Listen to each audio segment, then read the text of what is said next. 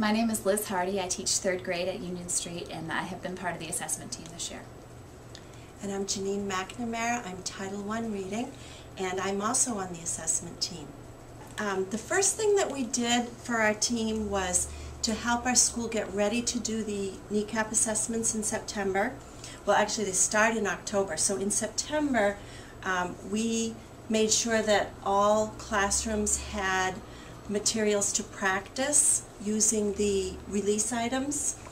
And Sarah Taylor, one of our new teachers, volunteered to train people that needed a refresher on how to do the kneecap with their students. And afterwards we planned celebration for the kids. We also organized small groups and individual testing sites and enlisted the help of all staff at Union Street. We also have started mapping the curriculum in order to develop a new progress report and a new report card so that everyone at school would be using the same form. So this is kind of an example of what we've done as far as mapping, taking the new Common Core standards and putting them into the different categories. And one of the next things was that we realized about 2/3 of the way through the year that we were going to have a different assessment in reading for next year. It's called the Fountas and Pinnell, and Elm Hill decided to go with that assessment, and so we decided that we would follow that, and so we'd all have the same assessment right through. And so we're looking forward to having some training around that, probably early fall, maybe one of our first in-service days, so that we can all get trained on that. Good afternoon. I'm a part of the behavior team at Union Street School. My name is Greg Smith and I work in the planning room. Wanted to tell you a couple things that the behavior team has been doing this year. We sent out a survey to the whole staff, including paras, to find out what the concerns were within the staff in regard to behavior. And the survey came back and a lot of it had to do with respect. And then we asked the classrooms to take a look at what respect looks like, what it feels like, and what it sounds like. And the classes had an in-depth discussion of that. And they came back with responses, and from those responses a video was made. A video was made by our team, and then it was presented to the whole school in a whole school assembly. And it provoked some discussion again within the classroom, which then led the behavior team to come up with some common threads. And we decided once again that respect and basically disrespect is a common school-wide problem. One of the things the behavior team also realized is that students, staff, and parents need to have a common language so that we can all sort of work on come from the same page, and that's one of the things we're going to continue working with next year. We're also planning on trying to bring in a gentleman by the name of Michael Drablet. He's an expert on communication and language, and we're hoping that maybe he's going to help us develop that language too. So the Climate Committee at Union Street School is working on building a positive climate among the staff and the students and the community in Springfield.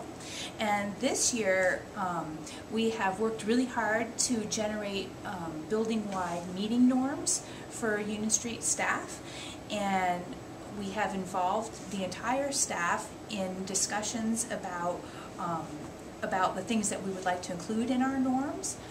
We have also included the entire staff and students in a positive activity, the morning radio show on Monday mornings, and it's just kind of community building, getting everybody on the same page and ready to start our week on Monday mornings. Some of our goals for next year are to generate a parent survey to get the community involved in what they would like to see happen in Union Street School, so we can include their ideas, get them on the same page, as well as creating a staff survey so that we're all on the same page about things that we would like to see happen to move forward in creating this positive climate at Union Street School. So I'm Leslie Fry. I am on the data team. This year we spent a lot of time reviewing the kneecap data and the MAPS testing data and the DRA data. And the thing that I enjoyed so much this year is With the addition of the MAPS testing, which focused on individual student progress in language arts, math, and reading, was that we had an opportunity to see how much growth students made over the year independently, so comparing students to themselves. And at the end of the year, we've been reviewing student progress and how much growth was made, and in looking at that, it's amazing the numbers of students who have made progress in one or more areas. So the MAPS testing has helped us find where our students are meeting success and individual success, comparing themselves to themselves, and it's been very exciting. I'm Carol Stark, and I'm on the data team. We've been doing a lot with progress monitoring. Progress monitoring is where we take all of the information that we get from the tests, and we use the information to help us decide different kinds of placements for children. We help with making decisions about special ed and other kinds of services, Title I services.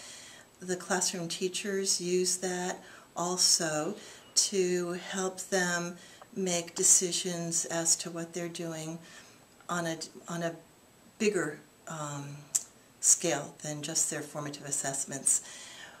This all ends up on a huge report that the data team has worked on, gathering all the information that the teachers have put on their computers. And so this huge report on the progress that we've made is going to the state to be reviewed. My name is Vanessa Stern. I'm a 5th grade teacher at Union Street School, and I've been on the education committee this year. And I just want to fill you in a little bit about what we've been doing all year. So we started meeting at the beginning of the year, and what we came to in our meetings as we felt that the school needed some kind of guiding philosophy or mission that would then inform all of our practices through curricular decisions to discipline decisions to family involvement decisions, etc., and beyond that. So some of the models we've been looking at are expeditionary learning, place-based learning. We looked a little bit at essential schools, but right now our focus is primarily on place-based and expeditionary. In terms of discipline, we've been looking a little bit at Ross Green's work on collaborative problem solving. To involve the rest of the faculty, at one of our faculty meetings, we put big posters up on the wall and we had the faculty members write down what was important to them in education under 5 different categories. We then compiled all of this to see where our commonalities were. Next year we're hoping to guide the faculty to come up with some guiding philosophy that we all can live with, believe in, that again informs our decisions. My name is Christine Chambers, and I'm a 3rd grade teacher looping into 4th grade at Union Street School, and I am currently on the facilitation team. This year the facilitation team had its overarching theme of bringing the community into the building and making sure we connect with the community. The first thing that we did was we provided a community day for the community that doesn't necessarily get a chance to come up to Union Street School on a day-to-day basis, and to invite them in to see the learning and the going-ons of the school. Students led community members around and gave them a tour of the building in different classrooms, and then did a presentation in the cafeteria with the community members. We even had some state representatives that came down for the event. Another thing that we've been working on is school-wide themes that we can implement in the future, where we're all working on different things to help kids with social skills, and those themes will be presented at different town meetings that our school has, and we can maybe bring experts in from the community to help teach kids things such as safety and helping community members. And our other goal for next year would be our door project, and the door project is going to be to take the history of Springfield and bring it into Union Street School by looking at some of the businesses that had been around when Springfield was a booming town many years ago, and bringing that history into the school and honoring those businesses by putting up information and naming our doors after those businesses.